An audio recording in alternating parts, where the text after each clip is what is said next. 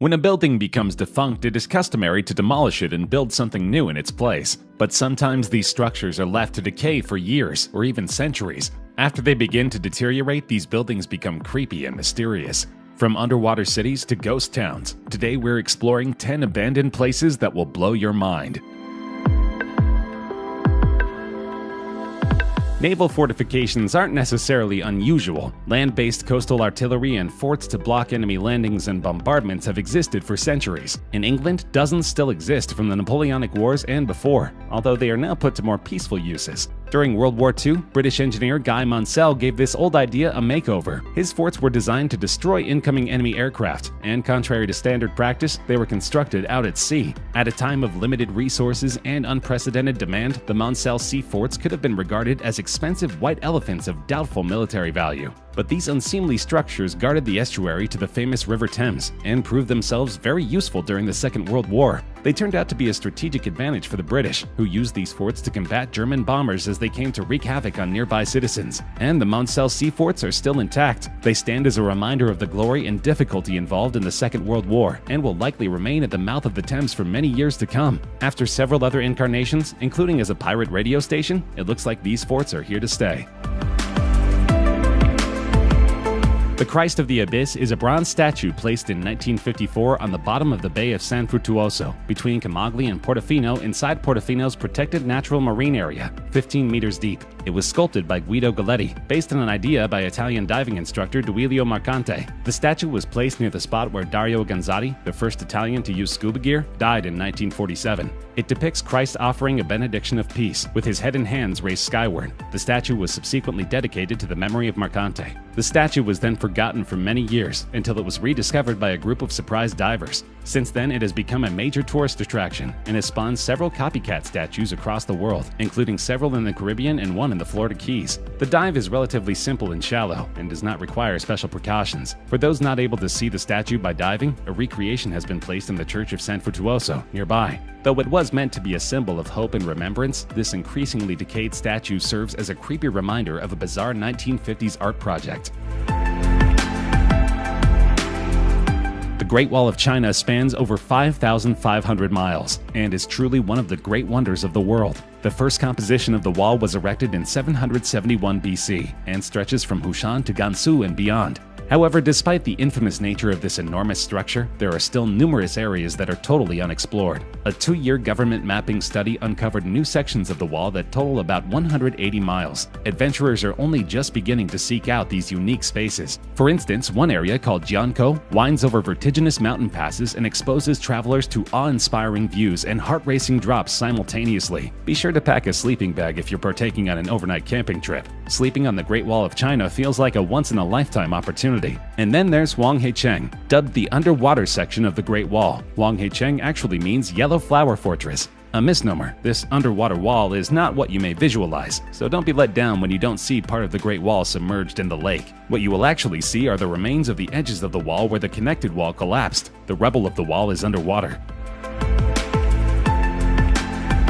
Often called the Atlantis of the East by travelers, the underwater city of Xicheng is a magnificent, mysterious time capsule of imperial China. Stone architecture dating to the Ming and Qing dynasties, which ruled from 1368 to 1912 AD, stands perfectly preserved 40 meters under Qiandao Lake in Zhejiang Province, 400 kilometers south of Shanghai. The lake is still in use as a hydroelectric plant, but its history is far darker. The cities lay undisturbed at the bottom of the lake until recent rediscovery and exploration started in 2001. The early divers found Xicheng to be largely intact, with many of the structures, carvings, guardian lions, and arches still preserved. There have been efforts to map and document Xicheng by divers and researchers, as well as looking into protective measures to prevent damage to it. In January of 2011, the cities were declared historical relics under the protection of the Zhejiang province. Expeditions and underwater photographs have revealed that the city had 5 entrance gates, as opposed to the traditional 4, with 2 western-facing gates as well as gates in the other cardinal directions. The city's wide streets also have 265 archways, featuring preserved stonework of lions, dragons, phoenixes, and historical inscriptions, some of which date back as far as 1777. The city walls are believed to date back to the 16th century.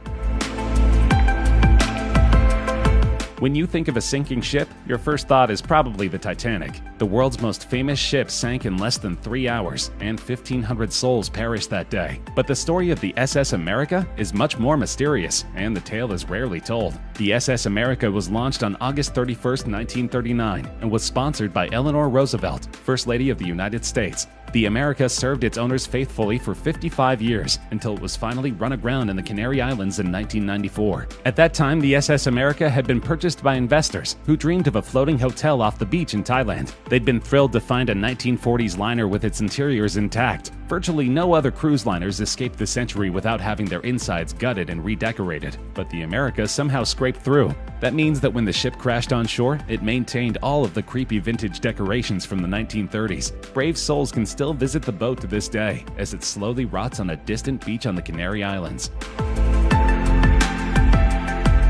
The Orpheum opened on April 15, 1912, at a very important time in American history. This staple of New Bedford, Massachusetts nightlife was destined to lead a tragic existence. Little did people know at the grand opening that the Titanic would sink on that very same night. This was just before World War I, when the city's mills were busy. The economy was good even though the whaling industry was slowly declining. New Bedford was once an epicenter for culture and arts, and the Orpheum was meant to be its shining jewel. Under the ownership of the French Sharpshooters Club of New Bedford, the building had been open for nearly 50 years, and it contained an armored shooting range and ballroom. The shooting range was used to help train troops for World War I and World War II. The club leased the theater to the Orpheum Circuit of Boston. It not only had vaudeville shows, but once those were in decline, the Orpheum switched to movies. But then the Depression hit, and people stopped visiting this site altogether. Now it sits as a shell of its former self, gathering dust, and is said to be haunted by the hopeless people who once inhabited its happy halls.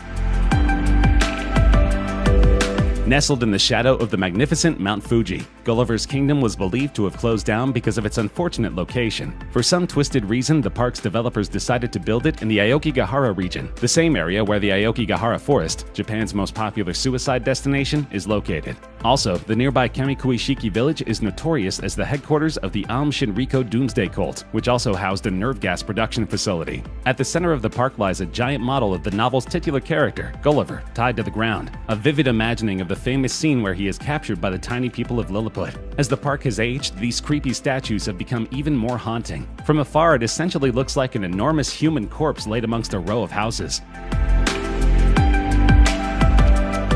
The Sanzi UFO houses, also known as the Sanzi pod houses, were a set of abandoned pod-shaped buildings in a suburb of Taipei. The UFO houses were constructed beginning in 1978. They were intended to be a vacation resort in a part of the northern coast adjacent to Tamsui Beach, and were marketed toward U.S. military officers coming from their East Asian postings. However, the project was abandoned in 1980 due to investment losses and severe fatal car accidents during construction, which is said to have been caused by the unfortuitous act of bisecting the Chinese dragon sculpture located near the resort gates for widening the road to the buildings. Other stories indicated that the site was the former burial ground for Dutch soldiers. By 1980, developers shut down production. Site records were subsequently destroyed, only fanning the flames of Sanzi's mysterious demise. By the end of the decade, the once illustrious city of the future was a supremely creepy ghost town. Since their rediscovery, these buildings have gained a cult following. They include features in MTV shows and references within music and movies. They've even become a minor tourist attraction, with several thousand visitors viewing the site every single year.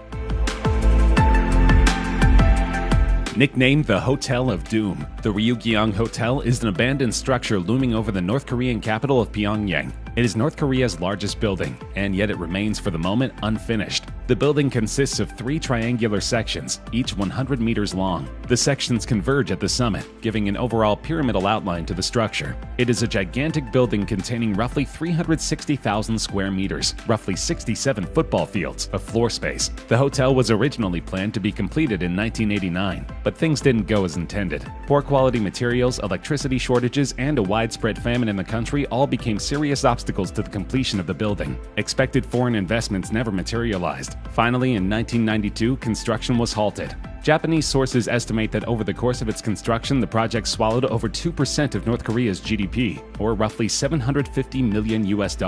As the years dragged on, rumors began to swirl about the massive, expensive, unfinished structure. The building that had been touted as North Korea's gift to the world was now a sign of their failure and a massive scar on their power. Though there have been several attempts to resume construction, the building still sits unoccupied, proving that North Korea is in dire financial trouble. The city of Pripyat in Ukraine may not sound familiar, but its vicinity to the Chernobyl nuclear power plant should explain why this town has been abandoned for many decades. It was founded in 1970 specifically to house the workers of the nuclear power plant. Its maximum population was around 50,000 people before 1986, when the Chernobyl disaster occurred. In case you're not familiar, Chernobyl is considered the worst nuclear disaster in history and is only one of 2 nuclear energy disasters rated at 7, the maximum severity, on the International Nuclear Event Scale, the other being the 2011 Fukushima Daiichi nuclear disaster in Japan. Thousands of people died in the process, and the surrounding area is still so radioactive that it prompted the creation of an exclusion zone, where no humans are allowed to enter without government approval. In recent years, the area has been open to tourists, and the results are certainly creepy. The walls of every building are coated in communist propaganda posters, and children's toys are scattered throughout front yards. This is a city that ground to a halt in the midst of an emergency and left everything behind. Now the city is overrun with animals like wild boars and wolves. The once thriving metropolis is descending into disrepair and abandonment. In the future, it may slowly decay and disappear completely.